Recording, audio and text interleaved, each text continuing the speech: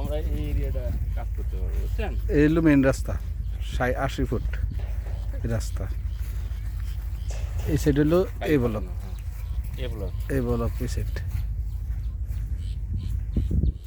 আর আমাদের হইলো B block.